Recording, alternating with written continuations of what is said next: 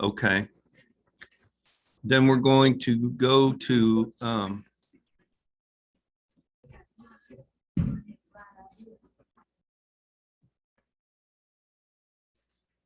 okay. So these are what I'm going to show you is after I've calibrated. I'm not going to go into calibration. That'd be like a whole nother talk / argument / discussion. When you say calibrated, Calibrated means darks, flats. Oh, okay. All of that. These are after all that's done.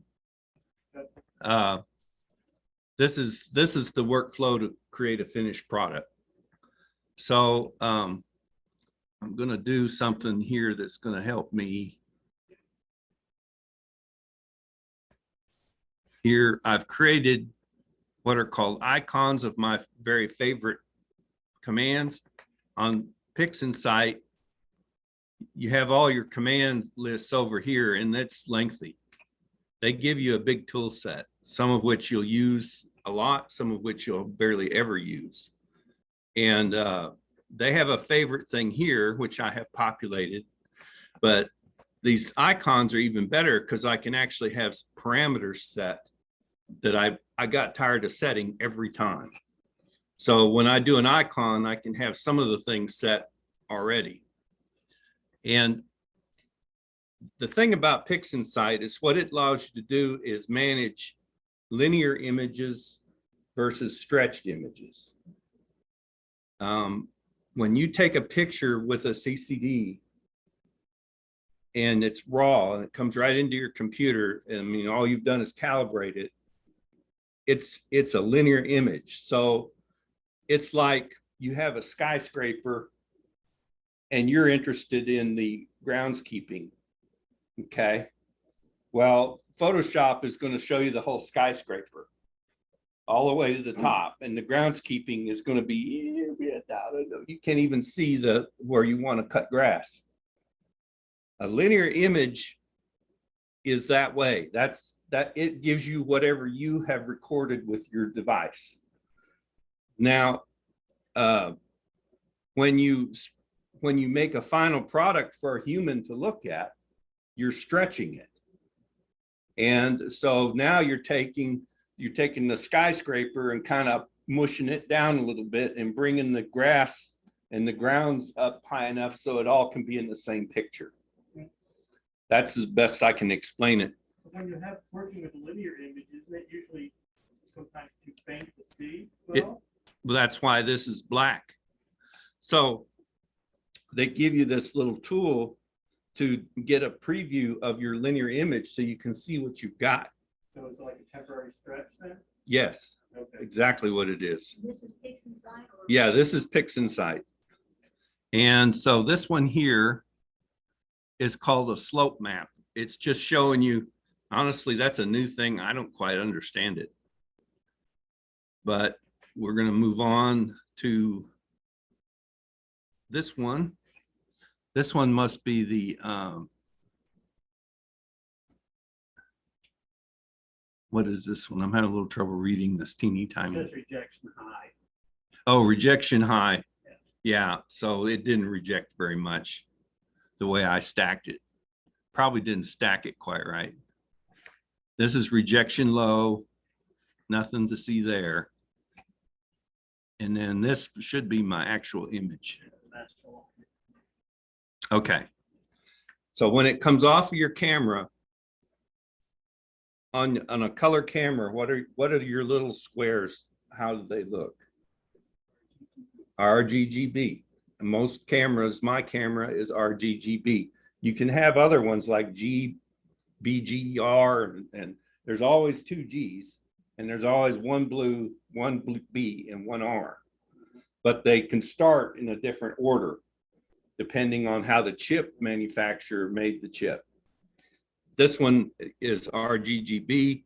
So when you bring it in to your computer and it doesn't know anything, it thinks, wow, there's a lot of green there because there's twice as many green pixels as everything else. So you always get green. That doesn't mean your picture didn't come out. It means you haven't done anything yet. It's interesting, we just said the TWO always has the RGB, but SD Bonnie just came out with a new cool camera that uses the same chip as the 294, but that's a different, it's an RGB. Or RGB. And it's the same chip? It's the same chip. This is how they organize their. Well, maybe they're reading it out differently, or I could not answer that question. I told you you'd stump me. So this guy right here is the little quick and dirty PixInsight method to fix that. What this guy does is it says, okay, I'm going to look at everything below a threshold of 0.1, 10% of all the brightness values. Anything below that, I'm going to make an average gray. And that usually works perfectly because space is gray or black. Black is a subset of gray. PixInsight, you're going to see me using these are the non-Windows compliant things they do. The little triangle is a do it, man, and you drag it on there, and the little box is pull the trigger, and then he's got some other ones. They're all weird, and I just had to learn them. So we're going to drag this on here and commit that command to this. Now you get kind of a washed out picture, but once you rerun your stretch, see, already we're getting something. So this is the butterfly that I just posted on Facebook. What we need to do though, let's say your landscape is on a hill, and you know the stars would be your skyscraper. These are brightness values, and the landscape's on a hill, but you don't care about the hill, because the hill in this case is a light pollution gradient. What you care about is all the little bushes and trees and things down on the hill, but you don't care about the hill because it's not real as far as you're concerned. It's just something light pollution put on there. So we want to get rid of the hill. We're going to subtract the hill, and they've got a little nifty thing for that called dynamic background extraction. And there's all these settings in there, and I don't have time to really explain how they all work. We took a lot of experimentation, but basically what you do is you plant these little squares on your image, and you put them in places that you don't have good stuff. You put them in places that you want to be equally black. Does that make sense? That's a key thing. And that way, if what it's going to do is it's going to make a model of what it thinks the background is, and then it will subtract that out. So we're going to say down here, we're going to say we want to subtract. You can also divide. If you have an image that's not flat fielded properly, it'll fix that as well. This one's flat fielded, but it's got a bad gradient because my backyard is quite light polluted. So then we pull the trigger using the little check mark, or we could have used the triangle. either one. And, oh, sorry. All right, well, I just want you out of the way. So we're going to rescale our picture, and look how much better it's gotten already. That's nice. Then here, it shows you what it took out. There's the hill. You see, like the one plugin they have, the gradient exterminator, does a similar thing, except you have to define where you don't want it to act. And, Oh, and so it kind of does a funnier. Oh, thing. you're- This is nicer. because- Russell Croman's Yes. gradient. Yeah, I've used that. It works about as good as this. Yeah, but this is better because you don't have to make a delineation of the object you want to keep. You're just simply telling it these areas should be equal, and it's taking the background. This is a better feature. Right, and you can actually have more samples if you want to do a real complicated subtraction, but normally you don't. You just want to take out, you know, obviously one end of my picture is closer to the horizon and has more light coming into it than the other. I just want to take that out, get it flat. The reason you want your landscape flat is we're going to stretch it, and we don't want to stretch a hill or anything else with it. We just want to stretch the stuff we want to look at, the trees and bushes and little stuff that we want to see. So this guy here, we don't need him. We're going to throw him away. And this is our, by the way, this is still linear. The reason that PixInsight has you do so many things in a linear mode is you can calibrate your color better in linear. Once you stretch it, your colors become very complicated and hard to calibrate. Actually, this little guy right here is not doing a bad job at this point. It's not a bad color right now. But what we'll do is we're going to get rid of the him. Yes, you can go away now. And then there's some other ones here that I have handy. I have a crop. I have a stack one that is already done. Really, I have a levels, that their equivalent of levels. They call it histogram manipulator or some complicated. I just changed it, named it levels. And a few other things. This one here's a good one to use. SCNR is single channel noise reduction. A lot of astro images, because green is so predominant in your sample that's coming off the color camera, you'll get green noise. And so I usually set it to around 40, 20, you know, 30 to 40% and let it eliminate some green. And could you see the difference? Yeah, and it's something that comes out of the math when they convert an RGB picture from a raw. I couldn't tell you anything beyond that, except that it works. The only thing left to do really now at this point, while it's still linear, is to let's see. No, I'm having a little trouble seeing because they're still very tiny. Here it is. All right, we're going to do color calibration. And up here, we have to tell it where we want it to sample the whites. And we want to sample the one that's had the dynamic, the DBE on the end. We can get rid of this one, actually, and get it out of the way. Close this. I like how they do that. It's yes to be no, but that's okay. So then this one here, where background, we're going to get it from the same picture. I'm not sure why they give you that option, but they do. And then the lower limit is your on your white reference. That's the lower limit of where it's going to call white. So we're going to leave that. It seems pretty low, but somewhere around 0.1 and on up, we're going to call the skyscraper, the stars.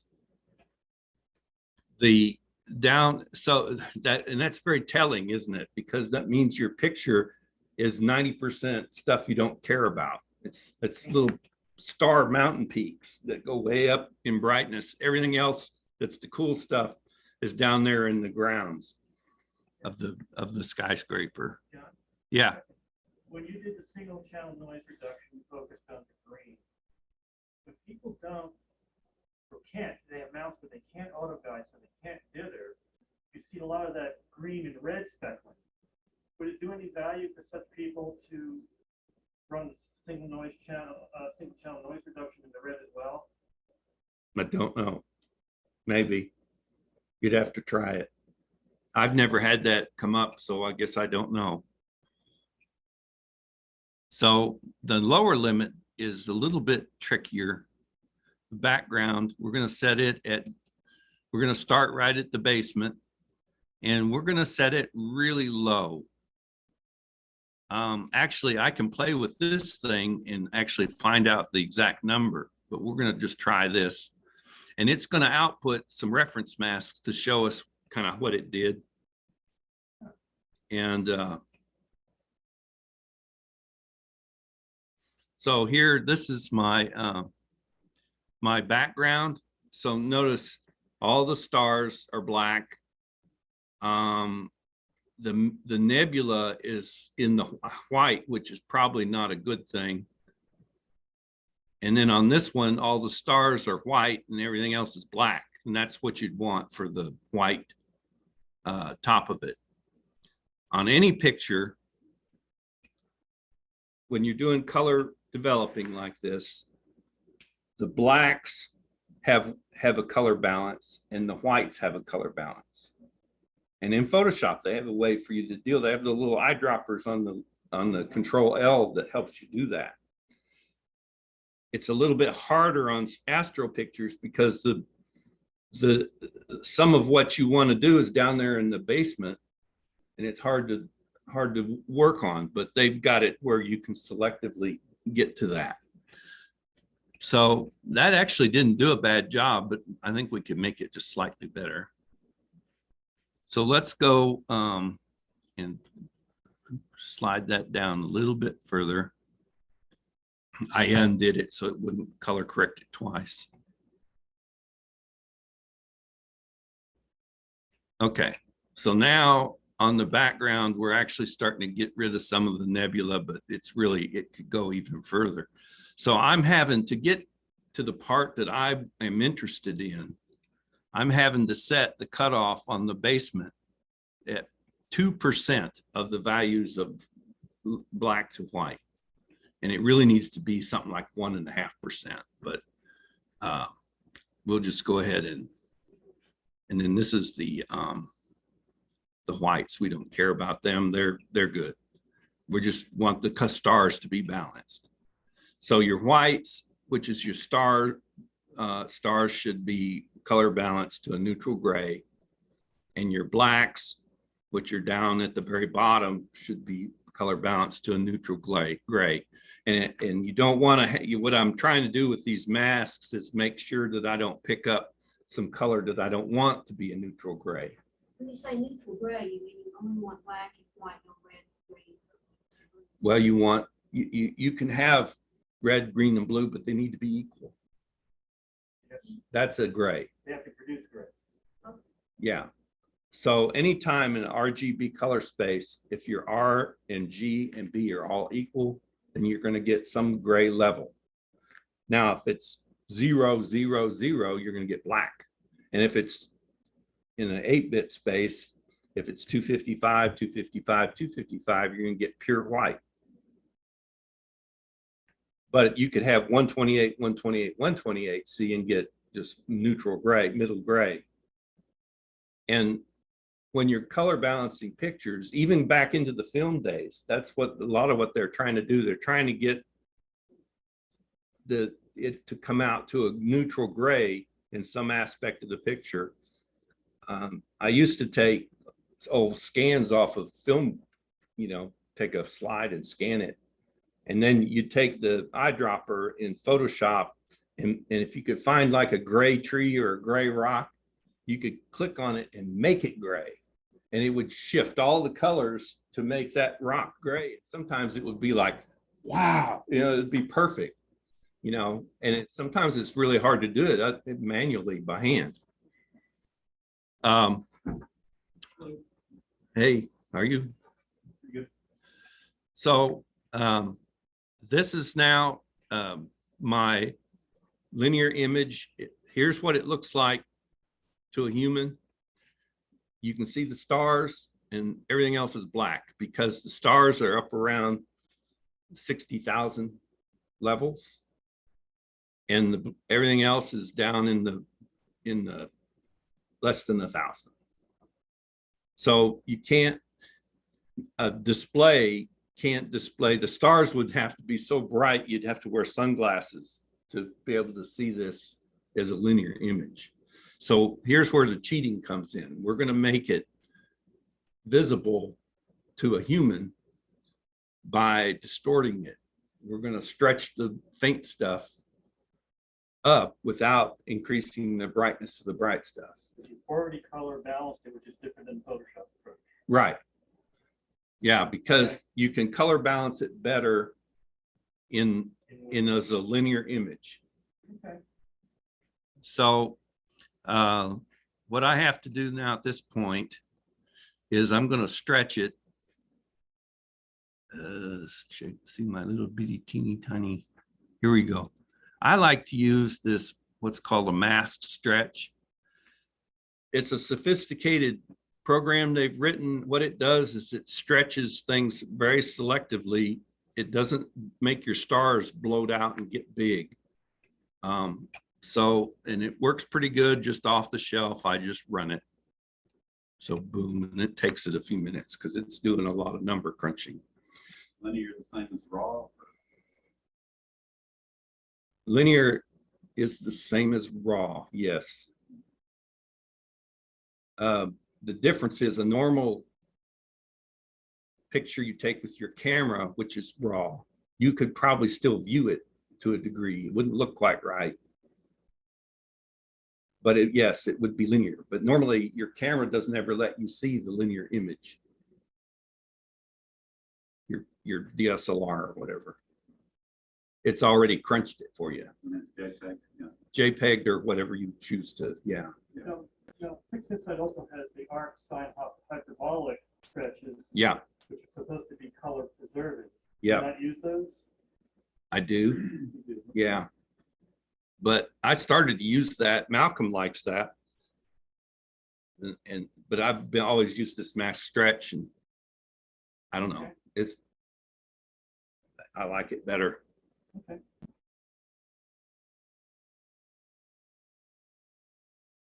So we're 36%. It's like watching paint dry.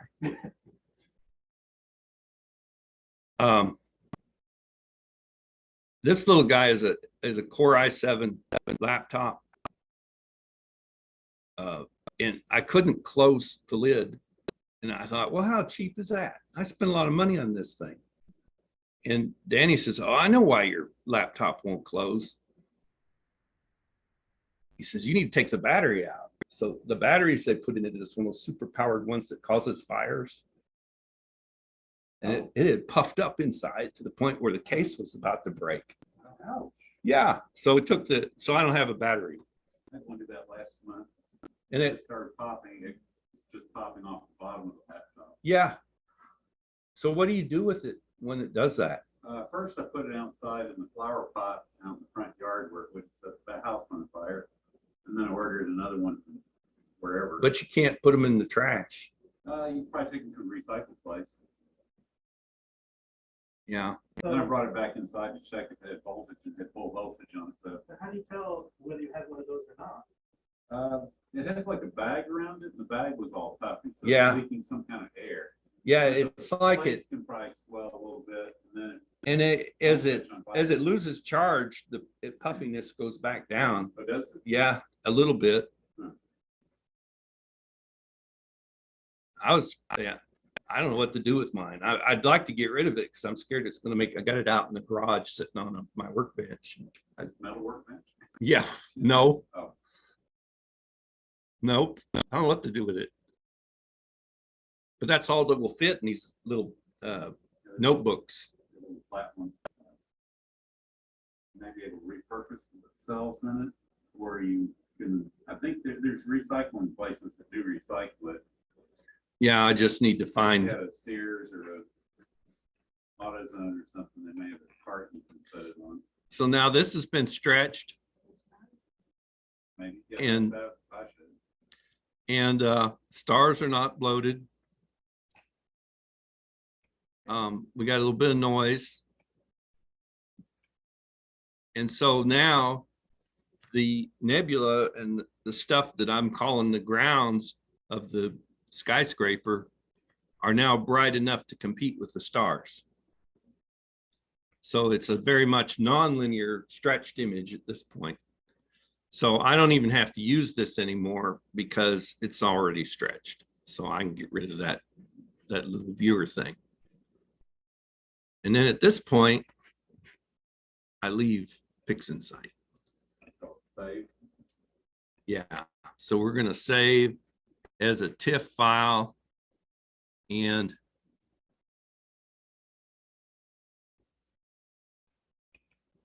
I'm just gonna overwrite the one that I did earlier, kind of practiced earlier today, and make sure everything was gonna work.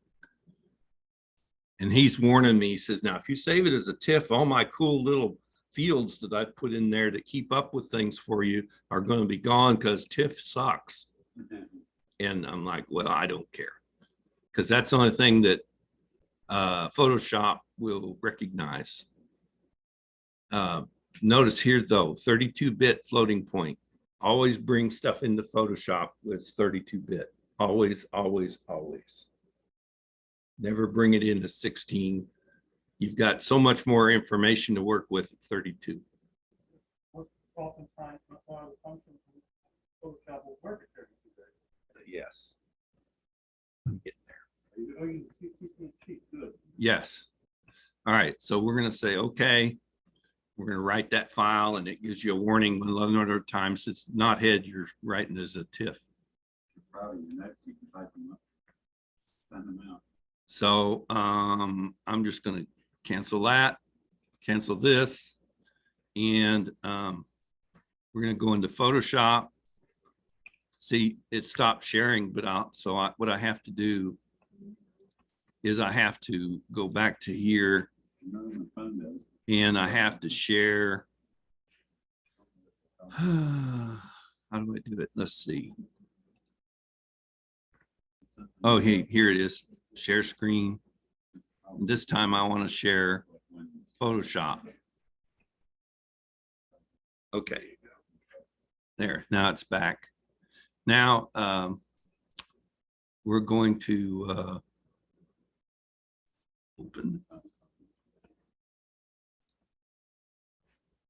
And the one that we have here is that we just did is here. Oh, by the way, I've also been doing that star net thing where you divorce the stars. We don't really have time for that because it runs for like 20 minutes to divorce them. It really works well, but it's kind of slow. I can play around with that too. Well, it allows you can color balance your stars completely separate from your background and nebula and whatnot. Because they're really unrelated. They're like two different pictures. Your stars are one thing and your stuff you're trying to get is the other. And they, No, unless of course you're working on a Globular cluster or an open cluster. well, I guess that would be true.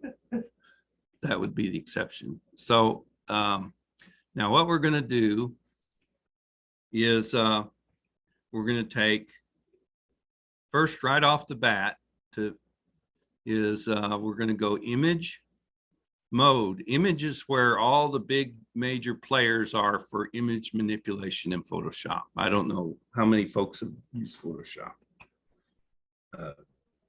at all. So some of this is going to be too fast for you. I have probably 2,000 hours of seat time in Photoshop. So, you know, it's not a simple program, I will say, but it does some nifty things. So here we have the all our different modes where we can change to our 16-bit, so we can do all the other commands. We have a bunch of other stuff: image size, canvas size. Like if you want to have the image one size and your canvas way bigger, so you can put another picture in with it and do a mosaic, you have control right here. So all of those things are kind of in this underneath image, the big heavy duty manipulators. And one we're going to use right off the bat is going from 32 to 16-bit. And they have this, they didn't used to do this, but now they do. They have this thing called HDR toning, because it thinks if you're going from 32-bit to 16-bit, you want to do HDR. Everybody familiar with HDR, high dynamic range, where you can extend the range of your bright to dark levels. You can do it with regular photography, and Photoshop, that's no doubt what they're for. And this one, they have different ones. They have one, if you're just doing, if you want it to do nothing, you do highlight compression, and that'll compress the stars a little bit, and everything else will come through beautifully. And that's what I always used to do. Equalize histogram is bizarro. And exposure and gamma is pretty much, you can just manually adjust it out. But this local adaptation has started to capture my attention because it does some cool things. I just have to get rid of some of the odd stuff it does. Like that thing. That edge glow thing, we're going to turn that off. Maybe have a little bit of radius. I've noticed it does a little bit of sharpening if you bump that up. Then gamma is your 50% value of your picture. And you can kind of adjust that and, get it where you want it before you're even going to start with your other stuff. Exposure is different than doing like just levels. Exposure is like as if you increase the exposure, so it shifts the whole histogram up. By the way, histogram, y'all familiar with those? You know what they are. It's just a graph of your brightnesses. And if you can stretch it and make the black blacker and the white whiter, or you can just take the whole thing and shift it up, and you'll get the blacks will be brighter and the whites will be brighter. Everything will be brighter. Or you can shift it down, and eventually, if you shift it far enough, you'll start clipping, and your blacks will become, they won't be different levels of gray. They'll just all become equally black because you've clipped it off.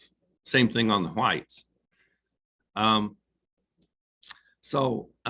This thing here, just allows you can actually adjust your exposure a bit and play around with that. And then it has this detail thing, which is kind of cool, that sort of enhances some of the smaller things. And then the shadows and highlights, those I play with a little bit, but not a lot. There it goes. It's catching up to me. So I'm going to leave it kind of set there and then pull the trigger. And now we're in 16-bit color space, and we can do all the other Photoshop fancy stuff. And Michael's right. If you're in 32-bit mode, they limit what you can do because they don't have everything written. Photoshop is not made for astrophotography. They don't understand why you'd ever need 32-bit. But when you're worried about you're mucking around at the bottom of the picture, 32-bit isn't that many bits because you're at the bottom 10%. So you've thrown away a bunch of stuff because you're not interested. And Photoshop is more made for a normal picture, which has information of interest at all different levels of brightness throughout the picture. So, Right, complain to them, huh? be written and complain. No, because that's not what they're in business for. They're in business to do regular pictures. Tell them you love their product, Yeah. except you'd like it all to be 32-bit. Yeah, well, Use up for the more longest time, it was only 8-bit. And it really was limiting. And they finally made everything 32 or 16-bit at least. So this is kind of where I would start.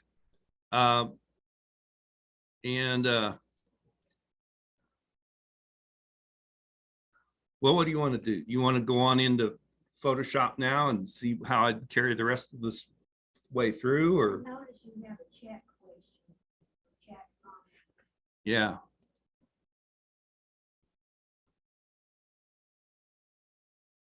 Electronic recycling near Baptist Health in Little Rock. You go there occasionally. Jim answered my question. Oh, Yes, Oh, it's the police substation behind there. They take right. electronic. The Williams. It's off the Deputy Drive. oh, really? Mhm. On It's on Canis. it's on Canis. Uh-huh. Across from the park clinic. Right, it's called Deputy Junior Drive, and you just go down there, they have electronic recycling Thursdays, yeah. several Thursdays and Saturdays. Certain and, days. Yeah, Oh, In glass. is that down toward where you cross over the freeway? yeah, it's just Or- east of it. About Baptist Hospital. Yeah. Yeah. But east of it, so it's on the other side of the freeway from Baptist. Or No, it's on the no, same side. it's on the same side, wouldn't it be? It's- You're leaving it's on- Baptist and you turn right on Canis, you go over a block or so. And then it's There's a police substation there. Really? Yeah. I've never noticed that. Yeah. What is it? There's a foot clinic. That's kind of bad. I work at Baptist. And it's meant for all Little Rock, well, it's meant for all Little Rock residents. Well, I'll have to, They just never let you out.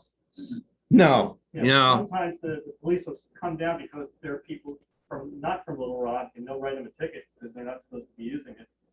Oh, really? I've Well, had them see- come down and ask me to show them my ID and show that I'm a Little Rock resident. Well, see, then I couldn't use it Uh-oh. because I live in Cabot. Give your battery to Mike. There you go. Just let them see your, If I had it with me, my puffed up battery. let them see your name tag. They'll think you're from. Yeah, I could show them my Baptist. I work at Baptist, Yeah. you know. I don't know how picky they'd be. Might be close Well, I enough. don't take the class or I'll have to- All right, so we, Well, just give me a call if it doesn't work and I'll bail you out. anyway, yeah, so that was what he answered our question. Now, good. I wondered if that was a question. I don't do this that much. Well, we use Google at work. Google, what is it? Anyway, and then the contractors we use something else, Teams or something, and they're all different. I can't keep up. Let's see, what would I do next? Let's do a levels real quick and just see. Okay, levels is this is your histogram. So down here is black and you get a little triangle that's black. And up here is white, and you get a little triangle that's white. And there's gray, and you get a little triangle that's gray. So if this was a black and white picture, this would be as far as you go. We could drag this guy here and see he takes every color that is at that point and below and makes it just black. Kind of makes for a cool picture in a way because you get this really dramatic contrast, but you've lost some stuff. All that faint, weird stuff. So it's kind of a judgment call where you want to make your black. Most of the big name processor people always say, leave a little bit of this. That's called a pedestal, that little cushion at the bottom, because you can always cut that out later. That's kind of a big one. So we'll cut it down a little bit. But what we're going to do first, though, is we're going to look at each histogram separately. So we're going to do the red separate, and the red's already clipped up here apparently by how I did things earlier. We're going to do the green, kind of pull him, tuck him in a little bit. And then we're going to do the blue. And then at this point, we can say, well, that picture, there's nothing really to, I don't have a gray card up in space to click on to tell what's gray. So there it becomes more of a visual thing. So blue, I'm going to say, yeah, I probably need a little bit more blue. I don't really want the space to turn blue, but I don't know, maybe not much blue. Isn't there the other eyedropper, isn't there the color balance one up here? There is, you got, this one's the black one. No, about, if you leave levels, Oh, you mean this one? yeah. That's a No, sampler. no. Yeah, the color sampler one, right. Yeah. If you come back on that, side click that and then color sampler tool, and that allows you to see at each different spot what the RGB balance is. Oh, I see what you're saying. Yeah. So you can. So see those numbers moving around. I've got 54, 54, 54. That's pretty good. Yeah. And then up here where it's getting into the red, I've got it. Red is at 153 and then green is 97. And yeah, you can do that. That's true. And then when the level's reading and you go to set level, we'll be setting it at that, using that point as a guide. Another thing you can do is, since we can go ahead and call this 50%, and it actually kind of works because Yeah, it is. it's actually taking the sky, which we have a lot of pedestal anyway, and calling it 50%, Right. but it's adjusting Rgb so that they're all at 50%. Because Rgb, all three of them have a black, a white, and a gray, each one. So you have 6 arrows essentially when you do a color picture. And that's not just star pictures, that's any picture. You guys have a comment, a question? Yeah, I do. I got 2 now. Oh, now he's telling me something. He gave me a link. Okay. Well, I'll have to look at that. The what is that? Go away. All right, so I'm going to show you an atom block trick now that we've kind of decided this is sort of our basic color balance, but it's a little bit blah. The colors are not real brilliant. Photoshop does have in their, this is new. This hasn't been around for very many versions. They call it, boy, that's little. Vibrance. Yeah, Vibrance is really good for picking up muted color. Muted colors. I use it in, after a sunset when the clouds finally go away. And it works here. You get some colors. See, it's making that, you want to be careful with saturation because it'll make your picture a cartoon if you're not careful. But you're also able to do that in camera raw. Yes. And I think you have more control there. Let me show you an atom block backdoor that he does that's even a little bit fancier. We're going to change from RGB to lab. So you can map colors. Colors require 3 Where do you do numbers. that at? You change- I used image, mode, lab. Okay. We're still in 16-bit, but now we're in lab mode. It takes 3 numbers to define a color. By the way, why does it take 3? Why not 5 or 8? Why is it 3? So you would know. It took me years to learn that one, so Red, don't green, feel blue bad. Makes whatever color you need. But why? Fine. Well, yeah, What's so special about red, green, and blue? It's the difference between light theory and pigment theory. But why? It could be anything. It combines them. Like cyan. Magenta, cyan. Your eyes are set up to read red, green, and blue Only? only. Oh. Like the old Vista Vision movies used to have all black and white film, but they film it through red, the green and the blue filter and then combine it. Yep. together and make- Yeah. That's how we. Prime colors. What? Somebody said, Prime colors. somebody said 5 colors. Only ducks can see 5 colors. No, not 5. Prime. Prime. Prime, PRI prime. Yes, those are primary colors. Oh, they're And- additive and subtractive colors. Red, Yeah.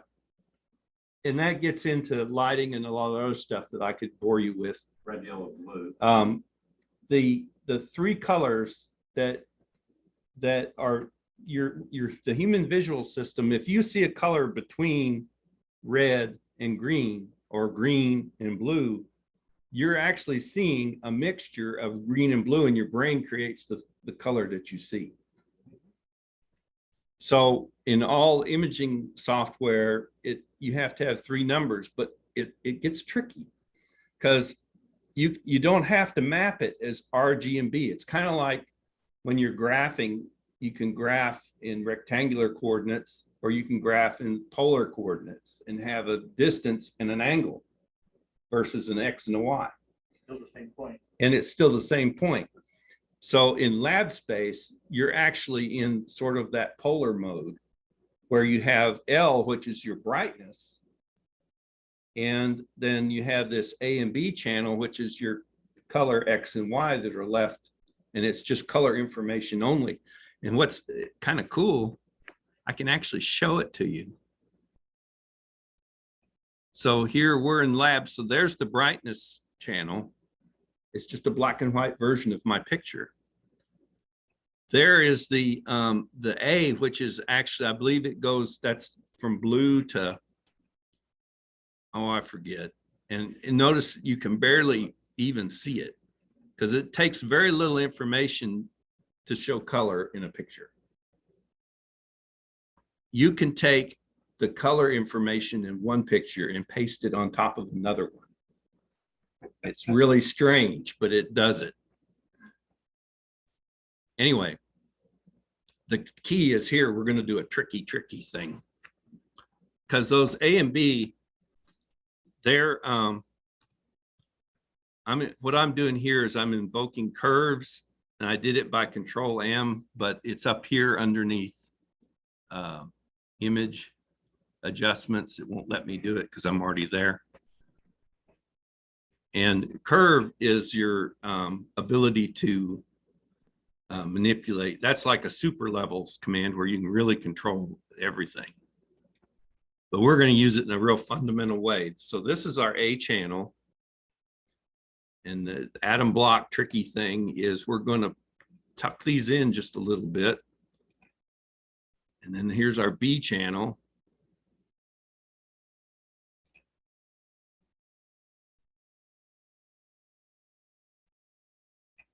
And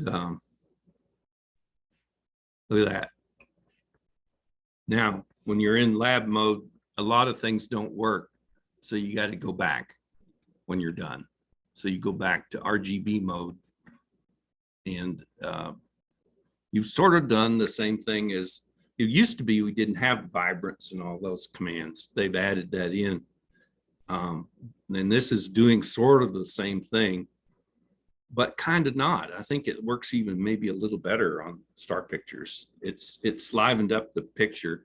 We could go a little further with Vibrance. So that's doing vibrance for the whole color range, as opposed to like if you're in select and color select. Yes, I think that's exactly right. Now see here, if I really push the Vibrance up, it's starting to bring the reds out in those nebulas. It's pretty keen on reds and yellows. And then if we hit the saturation, see, you're going to actually, it ruins the picture. So you want to avoid using saturation. I mean, you can. And here's another one, Control U, which is also under adjustments. It's called hue and saturation. And like say on the reds, we can just selectively saturate the reds. Just because you can do it doesn't make it. Right. Or you can just lighten or darken the reds, which, Doesn't. Yeah, it doesn't mean you should do it. Hey, John, Now, one thing you can do though is normally most star pictures have very little green in them. So it's handy, and that's part of the reason we ran that little command earlier. And the green, see, we've got some green going on there, and what we probably ought to do is desaturate that to a degree because it's not really helping the picture. Cyans, or you also you kind of have to watch where they pop up, because normally you want your black background to be very non-colorful, because it'll just cause you problems when you do things to your image. What numbers do you use for rich black? Like, Not flat black, but rich black. Have some color. All three what colors. was that term? What's that term you're using? Rich Rich. black. I don't know. So how You does stumped this- me. How does this differ from the color controls? You have independent color controls you have in Camera Raw. It's just another way of doing the same thing. They've got a bunch of them. And to be honest, you want to try to use the one that you're comfortable with. hey, hello, John? Yes. Hey, I was gonna ask the same thing. A lot of these adjustments you're doing, I've always done in the camera raw section. Is there any difference doing them out here as opposed to within the raw filter? No. In fact, we could do that. It used to be Now that they Camera were Raw only is available always in raw. available.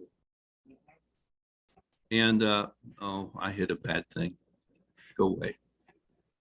Image, or it's under filter. Yeah. Yeah, Camera Raw.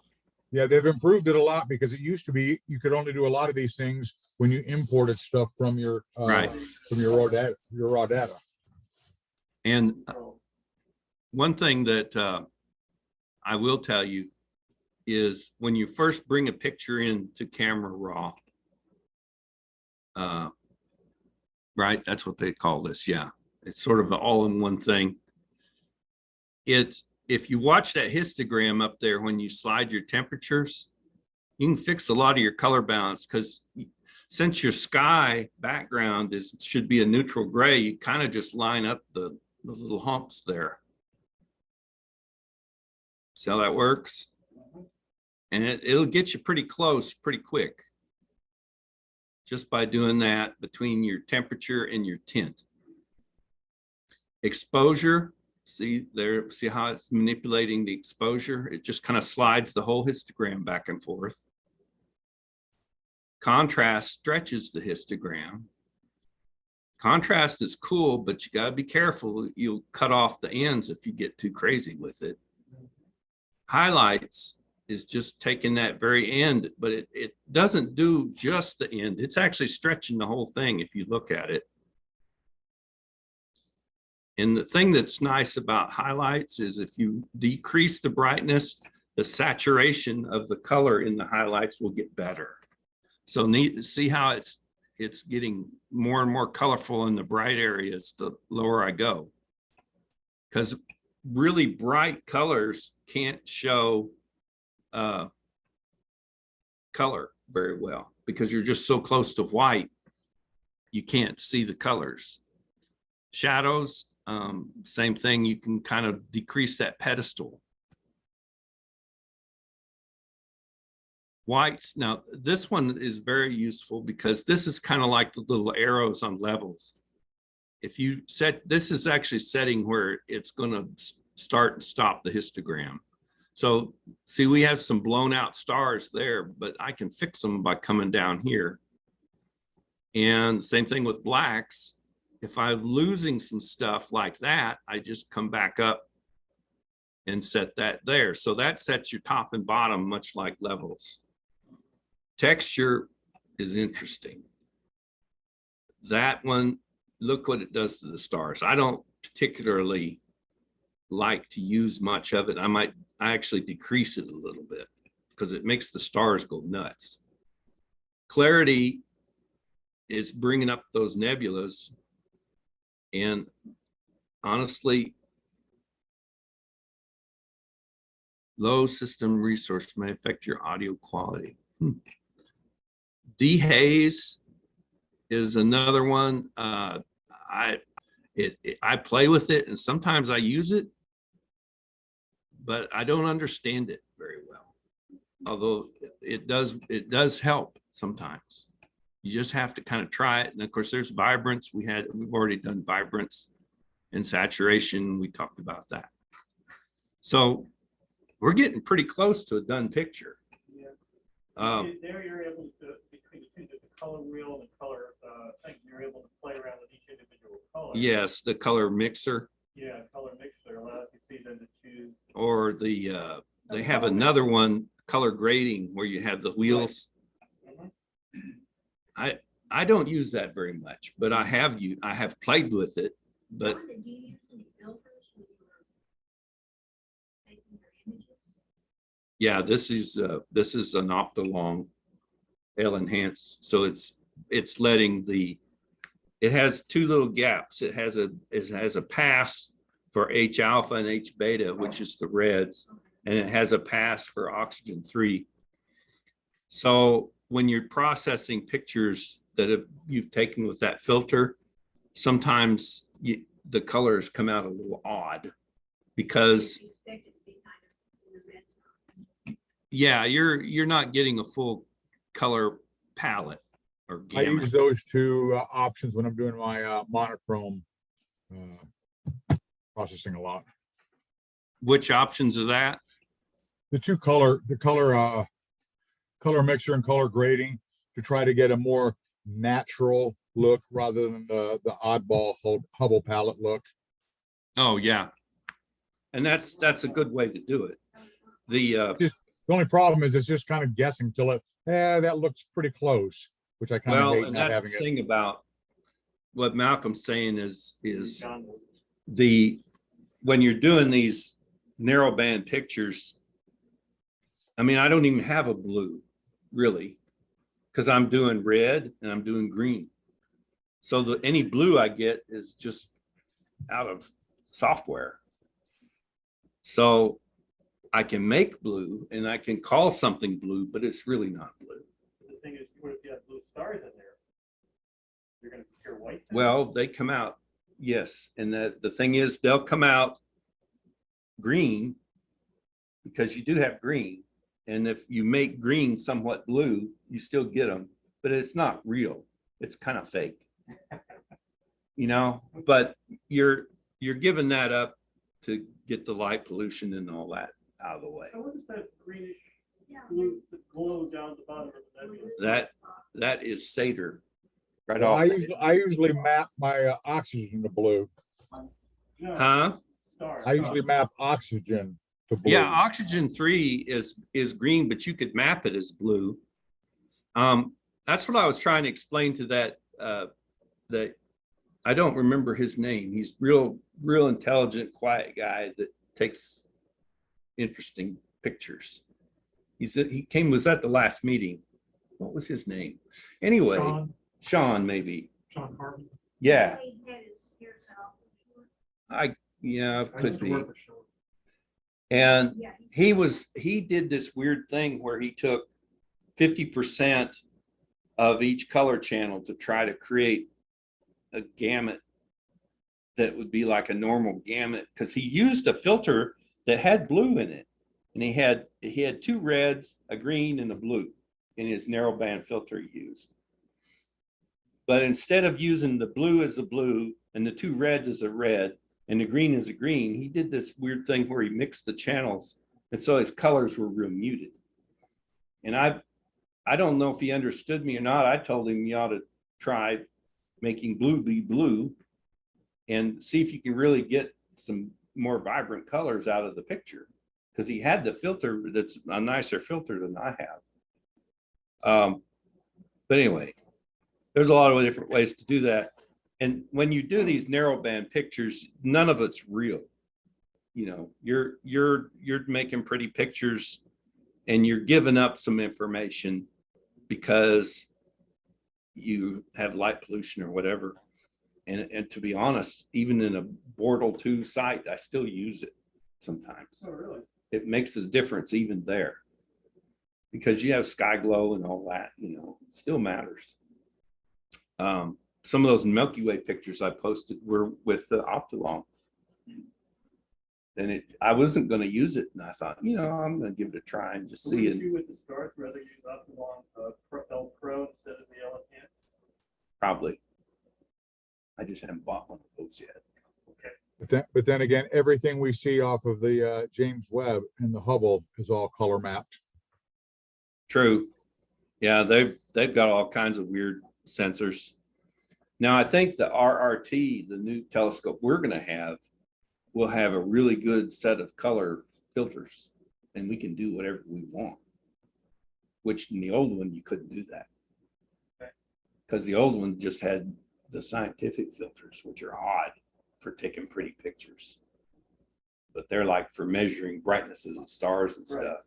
Yeah. But now they've got all the Multi-color filters. yeah. They've got red, green, and blue, and narrow band, and whatever you want to do, and the BV ones for the scientists, and you know, we can do whatever we want.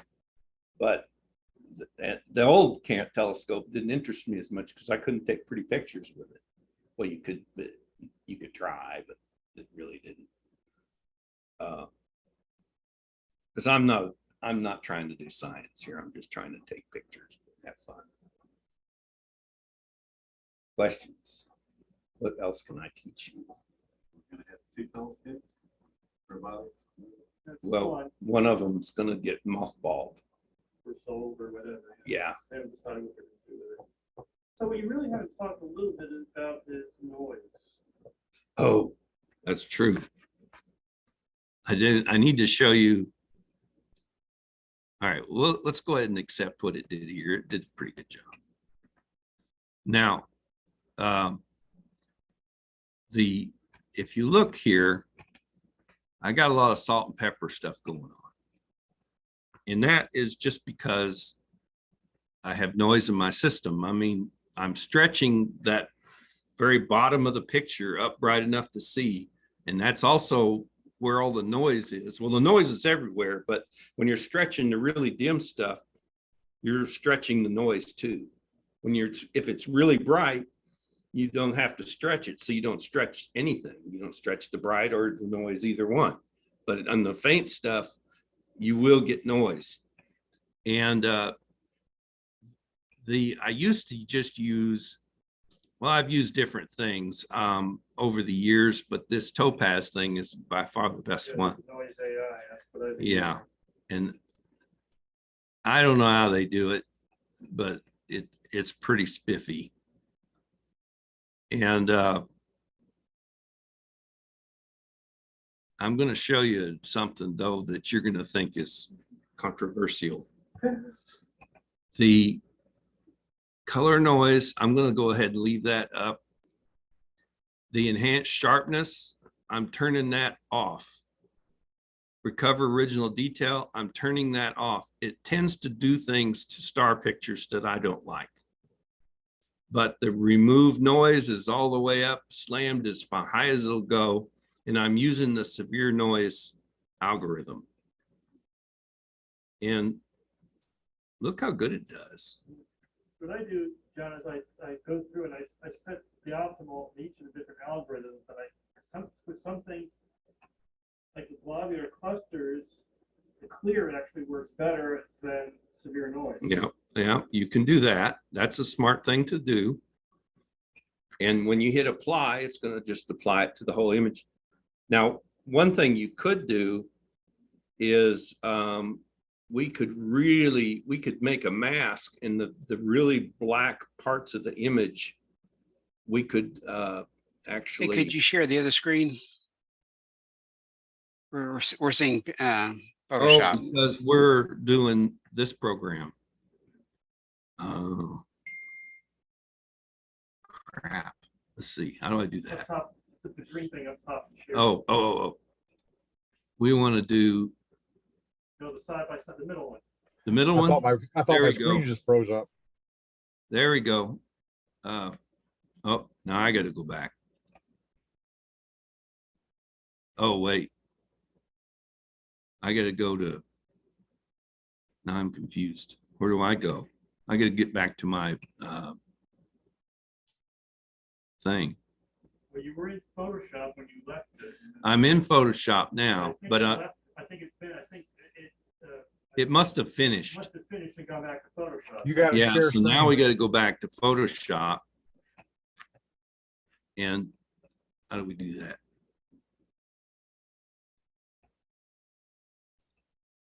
We go there, there, there. They should be able to see it now. Should be back. So now we can see the whole It's back. image. Okay, That's So- what happened. The noise AI finished up and it goes right back. to the Yeah. Zoom in and do a before and after.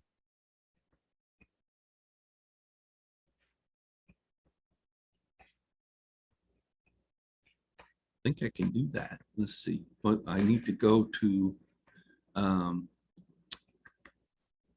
this is the history thing. It keeps Yeah, pretty nice history. And so, yeah, so there's before and after. Let's zoom up really big.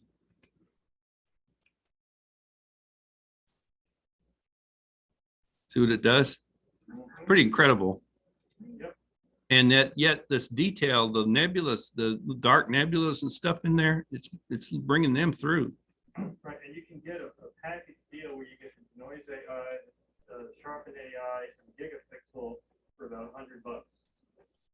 It's actually worth it. Yeah, they keep, You buy it outright, you get updates for a year or so, and then after that it stops. but what, You still keep it though. You It's- don't lose the program. they're sending me these notes now saying your license, you can't upgrade anymore. What does that mean? That just means, unlike. So I gotta Photoshop, give them another $70 or something? Yeah, you got, the renewal is like $70 if you want to keep getting updates, or you just stay where you are. Whereas like Photoshop, if you're not doing the subscription, then you lose everything, it's gone. Yeah, Photoshop is subscription, but it was always so expensive. I couldn't hardly, That's for the business folks. well, for years I used the bootleg version. Yeah. I get the, But I finally got honest and well, they did the subscription. I just do that. well, I do the. It's kind of painful. I mean, $10 a month just to have Photoshop. Well, if you pay, Depends on which subscription. I have the cheapest one you can get. if you have the educator's subscription, you get all of the Adobe products. for Well, $20 a month. see, mine, I have Bridge and I have Lightroom and I have Photoshop. Yeah, those And are the it's, ones I use I'm paid most. $10 a month. Okay. What do you use Lightroom for? Lightroom was created for the professional photographers and it allows you to do a lot of your basic processing and more of a workflow where you can manage a bunch of pictures, and I don't use it, but Hey, John, a minute ago, you had a screen up on there that where you had the basic and then and that looks just exactly, almost just exactly like Lightroom. I was wanting to ask you what it was. was it where we were in the, Where you were doing highlights and blacks and whites. oh, you're talking about Camera Raw. Yeah, it's just like- Oh, okay. Yeah, so Yes. so basically Lightroom is Camera Raw. It is. You can- Yeah. Only it does a lot more part management. And Bridge. Yeah. I think like that it. a lot of people don't need all the functionality of Photoshop. Yeah, I mean, unless you're a professional photographer for other reasons, fashion photography, It does the job, yeah. Bridge helps you just organize stuff. Right. You can Yeah. have all, for example, when you're stacking images, you put all your stacked images and you can find out where the hell is that meteor or that, By the way, coming in. that reminds me, let me show you some Files into like TIFF, you can do them all in Bridge. Right. underneath file Quite useful. in Photoshop. Uh-huh. If under automate, there's a bunch of things that you may not know are even there, like batch processing, where if you want to do something to a whole bunch of pictures, Right. PDF. I don't know what droplets are. crop and straighten. I don't know what that is. Contact sheet, that's printing stuff. Fit image, lens correction, a whole bunch of things. Then if you go to scripts, it has image processor, which is a thing where you can process, like make JPEGs of like 100 pictures that you have raw, and it'll just go and just crunk them out. Delete all empty layers, flatten all layer effects, flatten all masks. Here's the one I use a lot: load files into stack. Did y'all know about that one? That's pretty handy because, like, let's say you take a whole series of pictures and you want to make a little animation or something, you just bring them in. And then there's a whole nother thing I had talked about on making, you can make animated GIFs or movies and things. It has a whole nother thing in Photoshop to do that. They also have the 3D thing, but they've started phasing it out.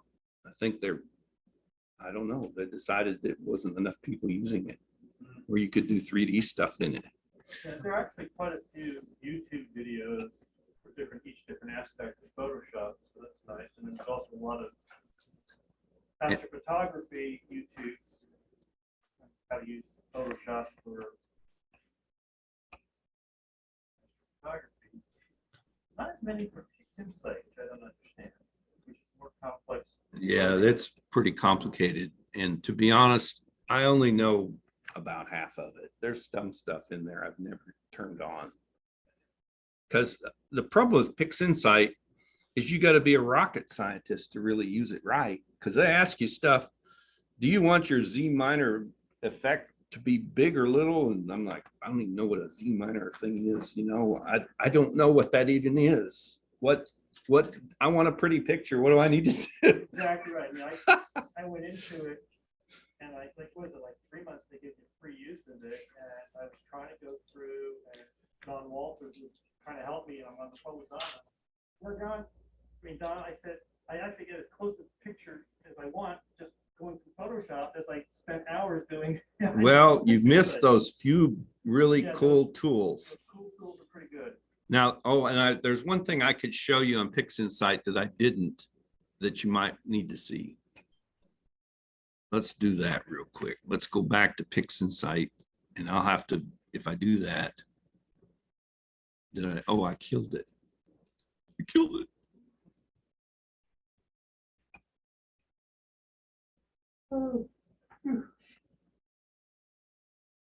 They have like what they call it, some weird histogram manipulator tool, and it's like levels, but it's like super levels. Now, after you pay the initial thing with PixInsight, you have to pay additional to upgrade, or? No, No, it's a one-time. yeah, How much? In 3 upgrades. What is it now? How much is it? 160 and 170. yeah. I think it was less than $100 when I bought it, but I guess they've gone up. It's 230 euros now. 230 euros, Yep. and a euro is more than $1, isn't it? These days it's right about $1, but yeah, Oh. it's historically it's been like $1.30. Let's see, it's called histogram transformation. Okay. Could you share your entire screen instead of just the application? Because we're still looking at Photoshop. Oh, I don't think it didn't offer that to me, Jim. How do I do okay. it? Oh, Then screen. Zoom, we're still looking at the Photoshop. Okay. How about that? What does that do? There you go. Okay. I'm That's it. sharing my whole screen so you can see my background and everything, I guess. Sorry, I thought I didn't see that at first. So here's how he does things. So you'd think that you got this image pulled up. You can actually have 5 or 6 images, and you could be adjusting on any one of them by clicking this little drop down. And he does things in the most complicated way, I guess, because some people want that. But so this is a histogram on steroids, because what now I can do is I can stretch this out, and if it gets little bitty, it's no problem. I just scroll up and it's like it zooms up on a little tiny part of the histogram, and I really need to do a different image. I need to do that one that's not been stretched yet. Let's do this one.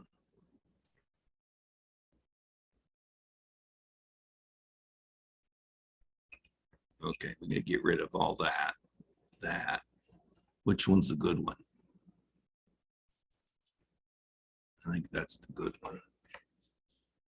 All right, and then if to see what you're doing, you hit this little 0 and get a preview. And so now, see, look at my histogram. It's like I got these little bumps way down at the bottom. And so to stretch that out to where you could actually see it,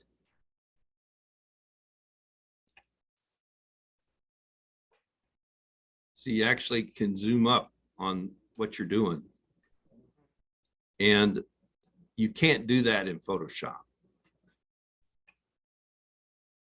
So I could actually set here and color balance this picture, because I can do it just on the, let's just do the blue.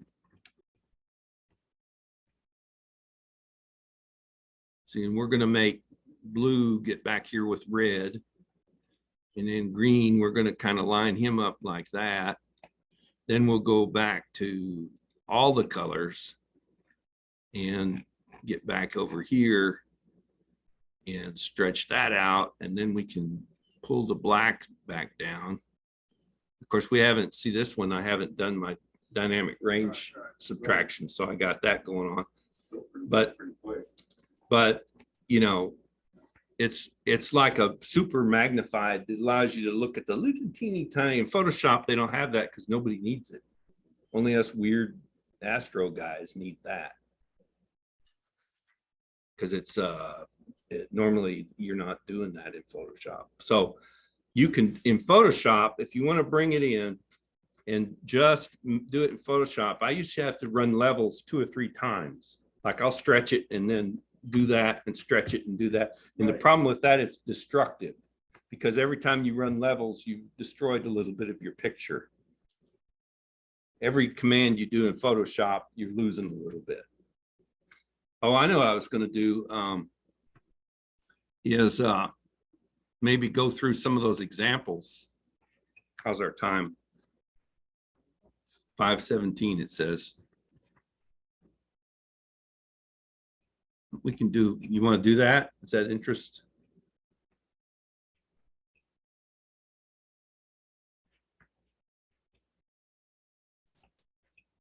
All right, so we're going to get rid of the butterfly. But I mean, you know, they do have noise reduction and everything like that in camera raw and all that, but I agree with John that the noise AI is really good. Yeah, there's no comparison really. I use like Star Trek Exterminator. They have now a noise exterminator that's real close to. Yeah, I think I've used that one. What's it called? It's called noise. So there's a Star Exterminator about a company. I forget it's ours. Oh, StarNet. Star Exterminator. Oh, It's a plugin for PixInsight and for Photoshop. But they've got one called Noise Exterminator 2 now, and it rivals what Topaz does. really? Oh, here you go. Photoshop lessons. No, it's $60. So this company makes 2 different ones. Now, all of these, It's the same one that the Gradient Exterminator. it's right, same company. What does Star Exterminator do? StarNet. It's like StarNet. Yeah, it does. Oh. It's the StarNet where it'll just extract your stars and leave your nebula or DSOs behind. how do you write a program like that? I wouldn't know where to start. I know, right? These are some of the examples. They're all very small, so you don't have to download a big. So this is like just a subsection of a normal picture. That's why the stars look chock-a-block.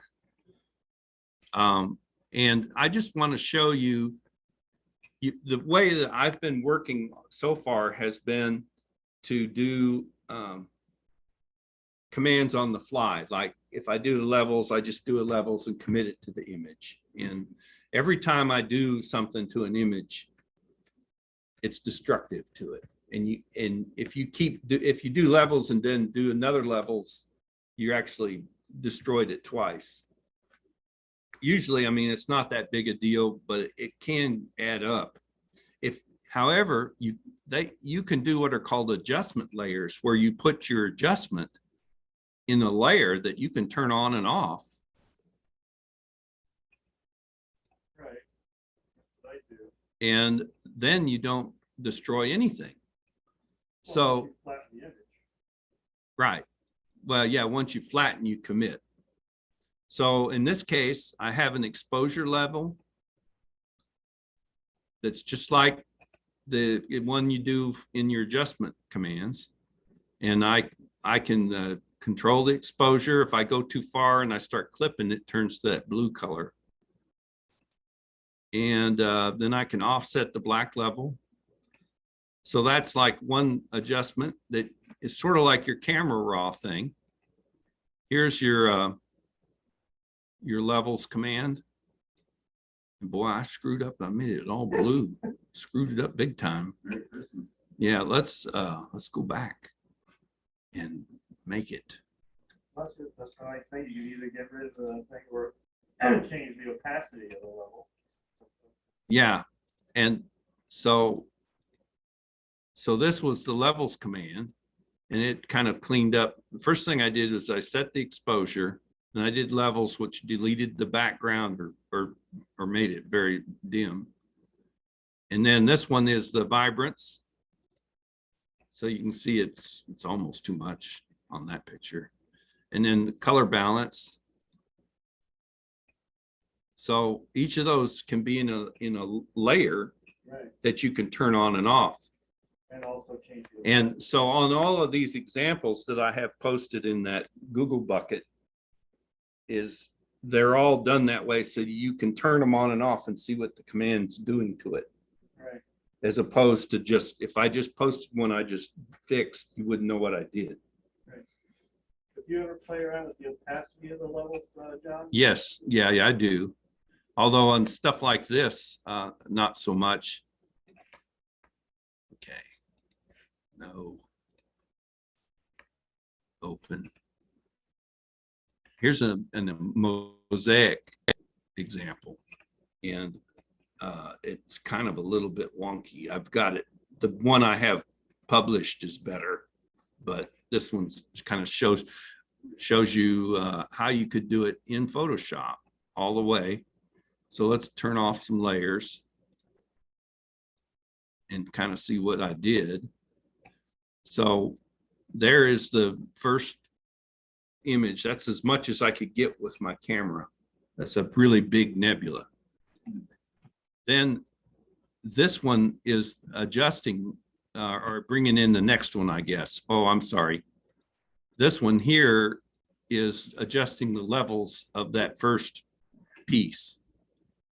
And Photoshop has this thing called a clipping mask, where you can make an adjustment layer, but it'll only affect the layer directly underneath it, which is pretty useful when you're doing stuff like this. Then you have, there's a next level, and then I'm bringing in this last one, and I'm leveling it up. Then I'm doing color balance on that one because it looks stupid. Then I'm doing another thing on the whole. Now I'm doing a global change, see? Because this one here, I took off the clipping mask, so now I can adjust the whole picture. And then finally, what am I doing there? It's a vibrance adjustment. So if you want to do mosaics, you can. And it used to be I'd go through this big long thing where I'd put the first one in and I changed the canvas to real big and start pasting in all the other ones. Now they've got a gizmo in there that's called photo merge. That just puts them together for you, but still in layers. And then you can go play with it from there. It saves a lot of time. And it works really, really well. I don't, you know, it's like doing star line. Now, PixInsight has stuff like that too, that you can do star line and line 2 images up. But this is much easier. So that's a new thing that Photoshop has that they didn't used to. Let's see. Okay, here's one, the sharpening. And what I'm doing here is I'm selectively sharpening different things. So there it is starting. And here I don't know if you can see, that's pretty subtle, but I'm sharpening some of the fainter stuff. What you want to do is you want to sharpen the bright stuff the most, and the really You got to faint. change where you got highlighted, not just where you're clicking. We're not seeing a change in the picture. You're not seeing it. You may not be able to see it that good. Let's see, let's zoom up. But you may be on a But you're just clicking the little dots instead of clicking on the actual layer itself. Click further to your right. Highlight below that. There you go. Now below that. Highlight the background layer. There you go. Now we're going to see that layer. Well, but if you turn on these little eyeballs, you'll see the layer that whether you're selected it or not. See? The little eyeball tells you whether or not you can see it. If the whole thing is highlighted, then you can edit that layer. Gotcha. So as I see, if I'm clicking this, different things, and what you want to do is you want to always do your sharpening on your brightest, highest signal to noise ratio parts of the image, and the real low, dim, noisy parts, you might even want to blur them, as opposed, because there's just so much noise there, there's nothing to get. So this is just kind of an example of how you would do that. Let's see what else I got in here. And these are all available. I'll post the link again so you can download them and play with them. This is 2 years. Photoshop has an unsharp mask, but it's not the unsharp mask that I think of when they first started doing it as a part of like in film processing, they were doing this. And the basic method is you're trying to take that hill out. So if you look, by the way, if you do Alt and click on the mask, you can see the mask. And so here I have a mask that has the bright part in the middle. It's basically a blurry black and white version of the actual nebula. And see how it's blown out there? And what I've done is I've brought that whole middle down gently. And it works. Sometimes that's a handy thing to do. And I tend to use a mask with levels.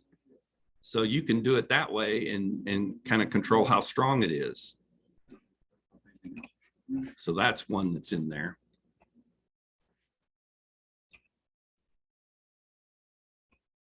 Okay, this one is this one's just using so this is an exposure just and you know, curves, and you can curve each color separately. And the people that are really good at this, that's how they do their colors. They usually use curves and they'll curve each color. But boy, I tell you, you gotta know what you're doing. John, which app is that now? Photoshop. Photoshop. Then we have one more and then we'll call it done. Oh, RGB Combined. I did not figure out this on my own. I learned this off of the Hubble telescope website. They had a Photoshop thing you could download, and I said, I want to know how they do that. So it allows you to take 3 different black and white pictures and color combine them just using levels and layers in Photoshop. So that's my blue. And what you do is you use this hue and saturation, and it's very subtle. I didn't know that this even existed, but there's this little button you click called Colorize, and it actually applies that color to the black and white image. I didn't know you could do that, but that's a way you can build, and so you can actually blend your RGB colors in Photoshop.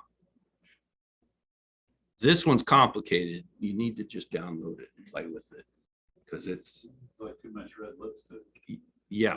So instead of using the Hubble palette, you just use regular RGB, right? Yeah, like if you did 3 different black and white pictures with filters, you could combine them. Right, just like the Yeah. using the MM And instead of and the MC. now PixInsight has some slick combiners. PixInsight has the extractors and combiners and everything you'd ever want to do with color channels. Photoshop, it does it all with layers, and it's a little bit harder, but it can be done. John, question. How do you know which color to do that? I mean, you don't make it up, do you? I mean, you just choose some colors or what? Well, You know what I'm asking? well, yeah, but you know white is white, and you know black is black, and you know gray is gray. The sky is always gray. Dim stuff's red. The dim stuff could be red, but not always. One thing, but you do know on the top end, see, your stars should be a mixture of red and blue. So your stars should really average out to a neutral gray. Your background, your sky, the very deepest part of your picture should be gray.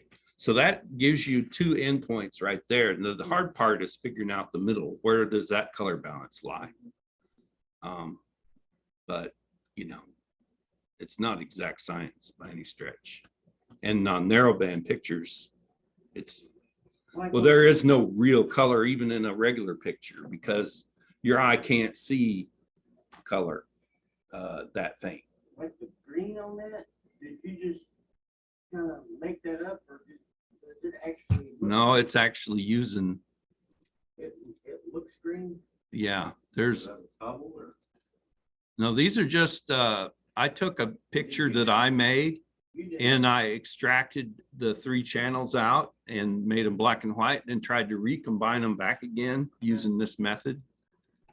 So see on that, if I take the green out, the donut has no middle. Yeah, right. That's the helix, by the way. So it just, Jelly donut. yeah. Yeah. Well, that green probably could be fixed. Yeah, that's not quite, that's devilishly tricky to get right. I'll tell you that right now, but it can be done if you want to, if you have the need. I think we're gonna end up at this point. What do you think? Because we got people coming in for the regular thing. Questions or what else can I tell you? Thank you, John. Appreciate it. I don't know anymore. I've told you everything I know. Yeah, a couple of tricks I have done, so that's good. Hey, John, Thank you, John. recorded, Yeah, Yes. I think so. how do we find the recording? I don't know. They're gonna convert it to Jim- YouTube and put it on the Jim's gonna do it somehow. You can send. But I'm in the meeting. I'm Huh? going to end the meeting. Is that what you're saying? Yeah, they were asking how they could get the recording and I. Oh, okay. The Yeah. recording will be published on the YouTube channel at some time in the near future. There you go. Do that. Somebody else, I think it's Tim Rand handles that. It'll be on but- YouTube, and he'll probably do that. post a link to it or something. All right, I'm going to end this meeting and Okay, end join the us meeting. again. I And think We're gonna have to do the regular meeting now. And Yeah. on the TV, Jim, I just plugged into the HDMI because I couldn't figure out how to cast to it. So Okay. what do I need to do to the TV so it's ready for the next thing? I don't know. I Okay. turned that TV on once and I thought, hey, Netflix. Yeah, But that's so. I All just had a wire to it. I couldn't figure Ah. out the fancy thing. right. Well, All right. the next I'm meeting's gonna in stop like, my share then and get out of the meeting. okay, and I'm going to end this meeting now.